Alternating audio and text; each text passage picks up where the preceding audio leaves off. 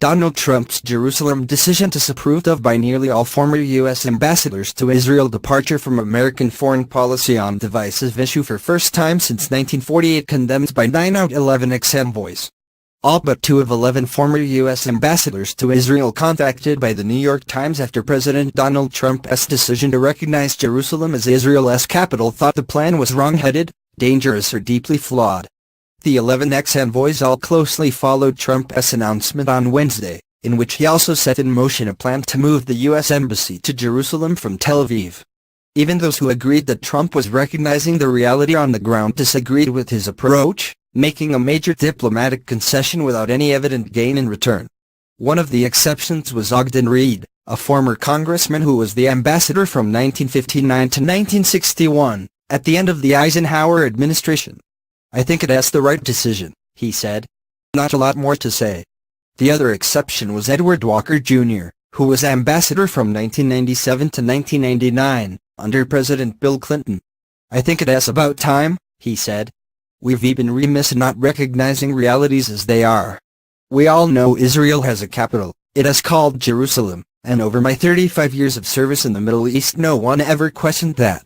What about the departure from U.S. policy since 1948, then the final status of Jerusalem is a matter for negotiation between the Israelis and Palestinians, and the condemnation from the international community? It is really a question of what are the lines, the borders, to be drawn around the state of Israel and the ultimate state of Palestine," Walker said. "Nothing in what the president has said precludes the negotiation of a settlement of this. That was not the prevailing view.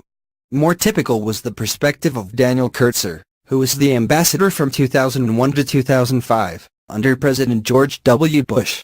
There are many downsides, both diplomatically and in terms of the Middle East peace process, and no upside," Kurtzer said.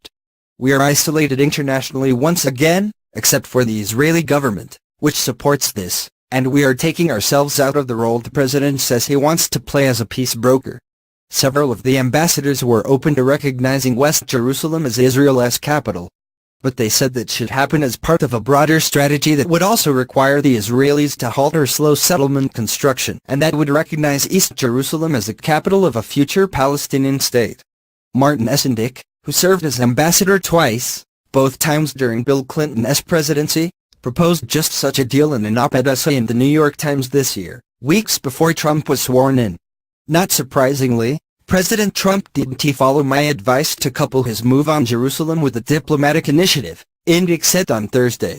Instead, he tried to limit the damage by avoiding any geographic definition of the capital that he is officially recognizing.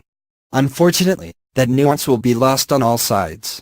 William Caldwell Harrop, who was the ambassador from 1992 to 1993, called Trump's decision slightly reckless, and even kind of a masochistic move that might undermine his own, repeatedly discussed, great deal of bringing peace to the Israelis and Palestinians. Having decided to make his announcement, Trump could have been explicit that he would place the embassy in West Jerusalem, Harrop said. "One has to be pessimistic," he said after listening to Trump's speech. "We'll get, before long, more efforts by Palestinians to build up international recognition of the state of Palestine.